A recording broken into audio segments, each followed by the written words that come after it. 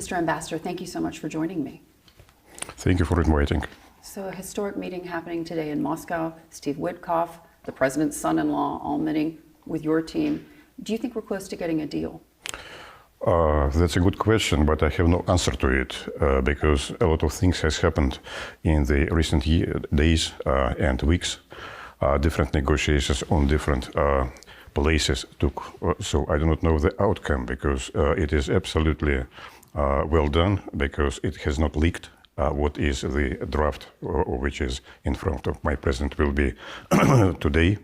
But besides, there were very many details, as we have seen in the outlining of the plan, which will require further work to put it into normal treaty language, legal language, and all that side. So probably sometime a breakthrough will come, but at the same time, we need to accommodate all preliminary.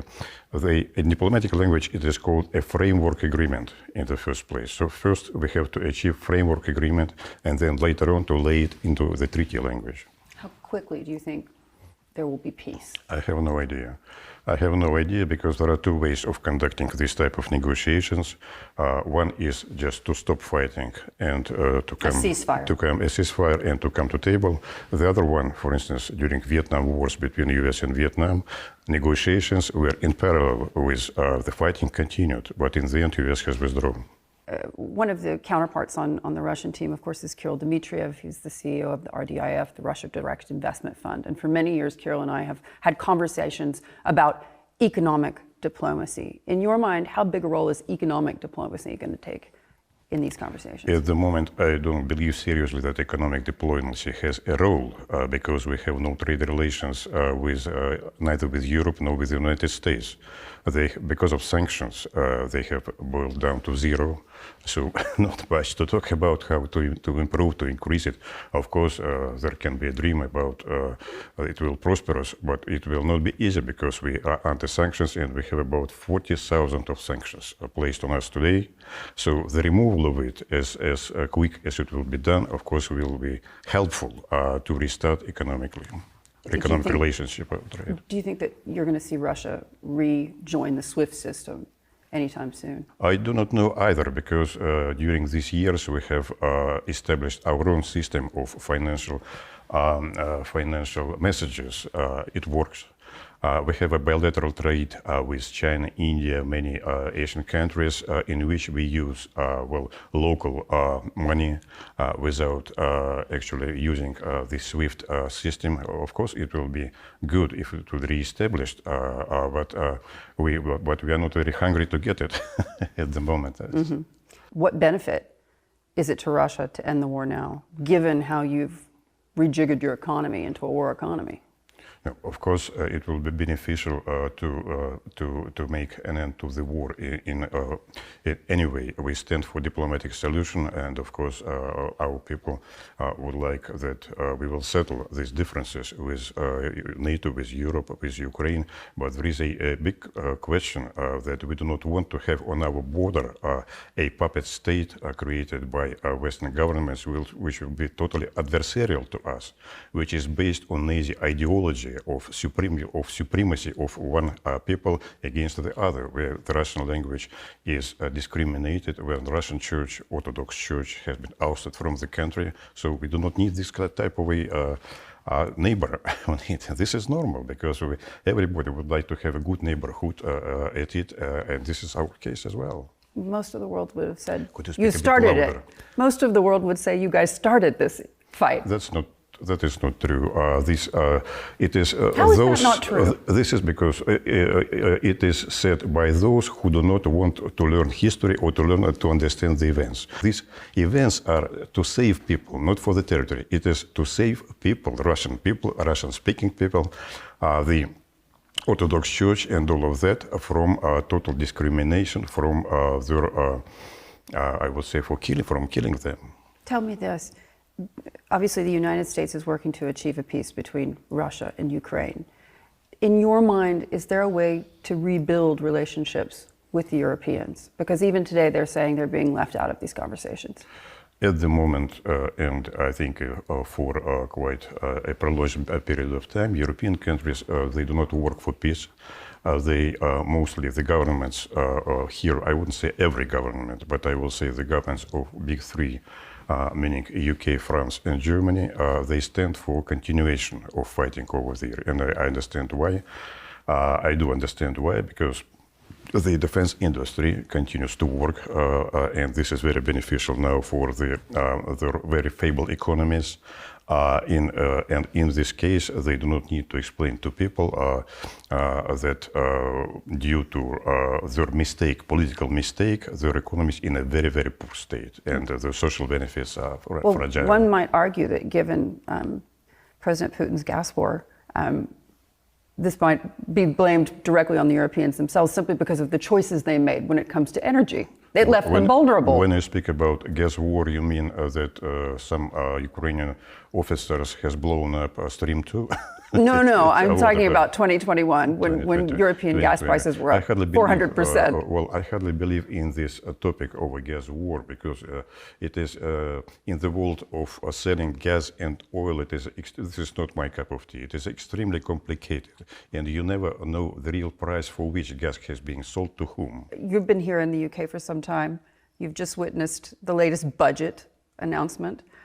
In your mind, how healthy is the United Kingdom today in terms of the economy? Well, the patient, as doctor said, is in a bad state. in that terms, I will say, because life here, standard life here is not increasing for many years. The economy is around zero for also a number of years. As long as I'm staying here, they are floating from down, a little up, down, a little bit up. When this government has come to power, they promised quite a lot. They promised growth, but in the budget you do not see any growth. You see that it is just an attempt to deal with the holes in the economy, to deal with the holes, to patch these holes and all of that, but you do not see the breakthrough ideas, breakthrough measures that will help economy. But it is all across Europe right now. It is same in Germany, same in France, I will say. Much of it depends on sanctions on Russia, because Russia was a good partner. Russia was a very reliable partner in supplying oil, gas, in trade and all of that. Now they cut themselves off, and we see the result. Do you anticipate that we'll see Russia as an economic partner for Europe once again? It is impossible to avoid that, because we are neighbors and we continue to be members. It is just an issue, geographical issue. So it is from at some point in time when Europeans will understand how destructive for themselves was this policy, they will have to understand that they have to have closer relationship with Russia. And at that point in time, then we will reconsider probably, and we will see what they will offer to us. One of the main contentious points in these conversations in terms of achieving peace has been the frozen Russian funds. European leaders have repeatedly said they want to dip into those funds to help rebuild Ukraine. What's your take? I can say that we are preparing a very serious response to that. It will be a legal response and financial response. A lot if it will happen in the first place, many Europeans will lose their own money that has been invested in Russia. Second, we will pursue them in course, or those who are standing close to this idea. It is our side of the deal. The other side of the deal that, of course, Europe will lose its credibility as a partner for, including for Arab world, of course, that Europe will go down, that it will be chaotic movement over here, because there was never this type of precedent, even during World War II or different wars afterwards. There was never confiscation of the sovereign money of the central banks. This is a violation. This is a stealing, which is punishable by criminal codes in every country. So you're saying that if those funds will be used by the Europeans, those frozen funds, there will be retribution? It will be very serious retribution, of course it is. Yeah. Talk me through how you see the role of the Arab countries in facilitating peace. of course, the Arab world is now busy with Gaza issue, with Israel, and all of that stuff. Their compass, I will say, is turned towards this. It is closer to them in this direction, but the facilitation, especially in the humanitarian issues like exchange of prisoners of war, exchange of bodies, and all of that humanitarian side, we value very much the role of these countries that are involved in these negotiations. And it's interesting, I remember in the early days when Saudi Arabia and Russia had begun a rapprochement, if you will, about a decade ago now. Much of that was based on oil and gas and those relationships, but it's become a deeper relationship, hasn't it? I think so. Yes, you are absolutely right. It is a much better partnership of the Saudi leadership. Is frequent guests in Moscow. We talk with them and have good relationship with our Saudi colleagues also here in London. They just held the reception here. So I should say we are very grateful for Saudi as well to provide opportunities for us to meet with different partners over there, and our relationship is very good now. Yeah, and all of that really began with that OPEC Plus agreement. Right. How difficult is it today for Russia, given the price of oil? I don't see serious difficulties for the budget at the moment. Even in this war situation, we can continue, as people in the government are assuring, that we can continue for years. We can dwell for years in the same situation. As I understand, our income into the budget for oil and gas is around 25%, perhaps close to 30%. But it is not all. We have other means of filling our budget. So this is not the remedy for everything else. Vladimir Zelensky's government has recently had some major shifts. His chief of staff, Andrey Kelin, has been asked to resign as a result of a corruption scandal. In your mind, is the Zelensky government a government you can trust? The Zelensky government is illegal because of the constitutional breach of law norms. I will say they should have elections a year ago.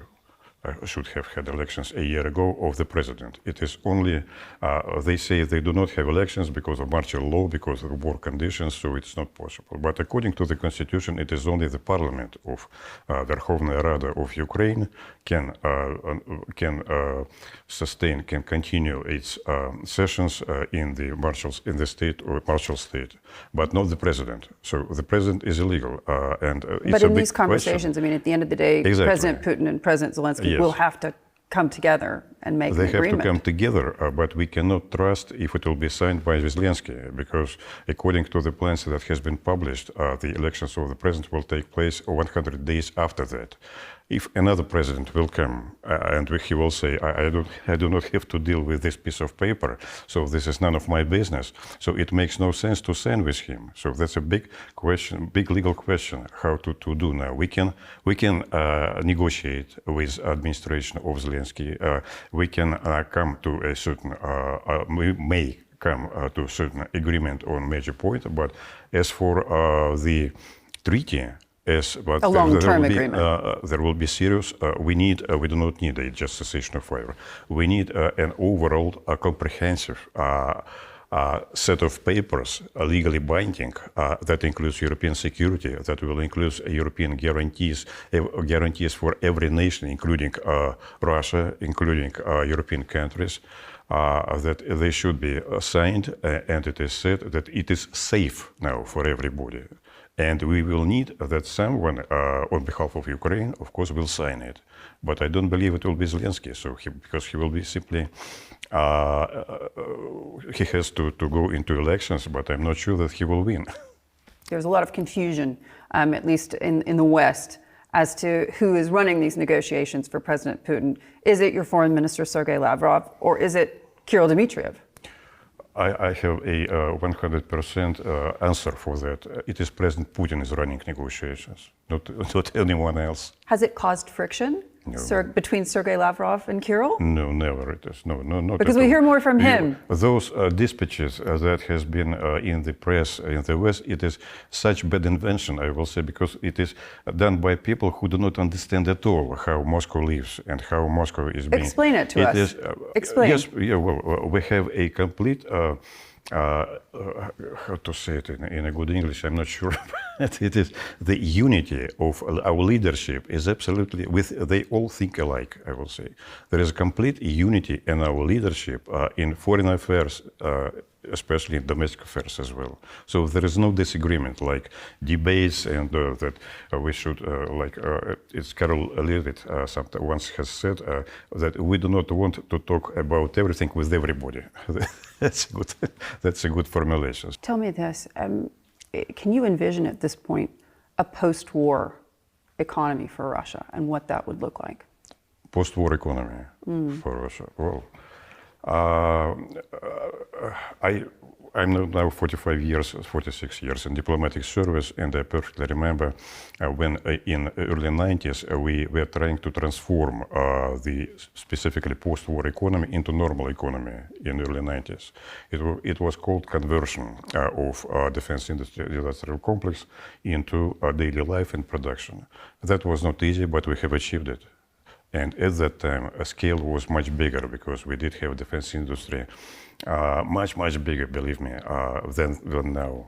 So conversion of this current defense industry into the normal civil industry will be much easier. So we have means to do that, we know how to do that, and we will do that. Right now, Western economies especially are very much concerned with the race for artificial intelligence that's happening between the United States and China and where they fit into that dynamic. Particularly here in Europe, as we know, they're talking about data centers and energy needs. Where is Russia in that race? No, I can say that artificial intelligence is being debated every time. Even now we have a kind of international forum that is going on in Moscow about energy, artificial intelligence, and all of that stuff. So we are in advanced terms on that. So probably you're not worried you're being left behind. No. They are developing. It is behind. Who's behind? Of course, I will say that China is now probably on the first place in terms of artificial intelligence. You think they're winning? Yes. I'm not sure about the United States, but China, of course, is very much. And if if we cannot talk to Europe, so we talk to other players in this world. It is 85% of world population who is involved here. Tell me this: India recently, one of your big oil customers, decided to pull back in terms of their purchase of Russian oil, and it was a strategic move. Simply because of the Western sanctions and the Western pushback, particularly from President Trump. In your mind, is this something that the Russian economy can withstand? The loss of big customers? Not very scary. India is more than 1 trillion population. It is now plus trillion plus population. Many things are happening over there. President Putin is going to visit India in the end of this week, as far as I understand. So it will be a conversation. As President Modi, he does not like at all what President Trump has done to his country. So I think that we will come to terms about that. So you don't foresee that anything will change in that relationship? In our relationship with India, no. We have deep, historically built, with basis relationship, economical, very friendly, very good relationship. So they will continue. We will find the ways how to deal with that. You will find ways to get that oil to India. It's not about oil. It's about economic relationship. Our trade with India also is based on the money that are existing in India and in Russia, mostly, not on dollars. Most of the trade, not all, of course, but it is. We are moving in this direction, and it's a big mistake by the United States to impose this type of sanctions because they lead United States themselves to de-dollarization of the world economies and of the world trade. More and more, we are replacing dollars by other money, by bilateral money.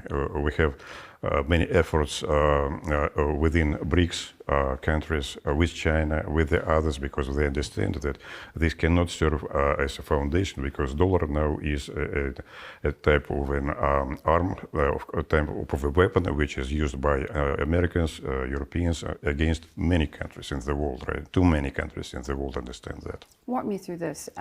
So at this point, post-war, thousands of Russians have moved to the UAE. Do you believe that once peace is declared, that they'll move back to Russia?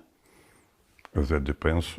I can say that many Ukrainians will not return definitely, of course, many of Ukrainians. As for Russians, there are normal live and work conditions in Russia, so I do not envisage those who has left in the first year. Probably they were a bit scared on all of that, but I can see that now many IT specialists and in artificial intelligence specialists, they have come back because we are creating good conditions for them. So it's not a question, I would say, for Russians. So those who would like to live in London, they continue to live in London. Those who would like to return back to Moscow or across Russia, I can say that many Brits are now going back to Moscow because of traditional values and because we are trying to create normal conditions.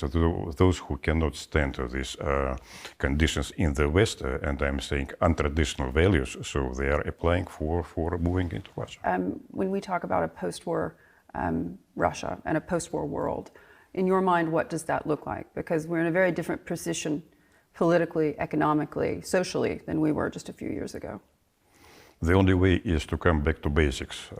Back to basics in a sense that we have had a Helsinki Final Act, we have had a Paris Declaration, which has established for Europe a unique and a special system of European security. It cannot be based on NATO because it's a group of countries which disregard security of the others, but security should be equal for everybody and indivisible. So if we will come back to basics of 90s, beginning of 2000, it means that we will have favorable conditions for everybody, for every European country, including Russia. If Europeans are still afraid of something, we are prepared to fix it in the agreements, the guarantees that we have no plans, no intentions, and no reason to attack European countries at all. So all this conversation about that, it is complete nonsense. But they would say, how can we believe you? This question can be topsy-turvy. How can we believe Europeans since they decided to encircle Russia and establish right close to our borders this adversarial state, which I have described to you earlier, based on Nazi ideology. So how do you rebuild that trust with your neighbors? We have no idea. We don't need it. If this will come naturally and without. But there are many people in the West, also in the UK, who do not trust the current line of official line. I mean, towards Russia. And I have many cases when people are approaching me and saying, "We don't believe this government. We still would like to be in good terms with Russia and with Russians." What is the greatest concern that you have going forward in terms of security? Is it the United States making moves in the Arctic? Is it the fact that, as we mentioned, the China-US war, whether it is on trade or AI? What's, in your mind, the biggest challenge? The biggest challenge, of course, it is militarization of European governments. All these conversations that we will have war with Russia in the year 2030, 2035, which local generals with very short-sighted without knowing the real situation, they're trying to convince their own governments and their own people that war is unavoidable and the economies should be militarized and we should be afraid of Russia. It happens. But you guys opened that door by invading Ukraine.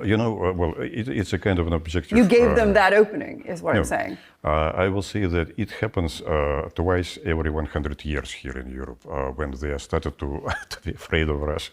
And this is a phenomena which we understand and it's a kind of objective thing. We didn't open the door because I do not want to repeat what I have said, how it has been opened. It has not been opened by us. We are just responding to the events, reacting to the events. They would say the same about you guys. Tell me this, sir. President Trump has made it a hallmark, a legacy issue for his presidency to get a deal done between Ukraine and Russia. Do you believe he's going to achieve that? In the end of the day, that depends on us and Ukraine, of course. At the moment, I cannot see legacy, what is it? He has said legacy in the Middle East, that he ceasefire in the Middle East, but what next?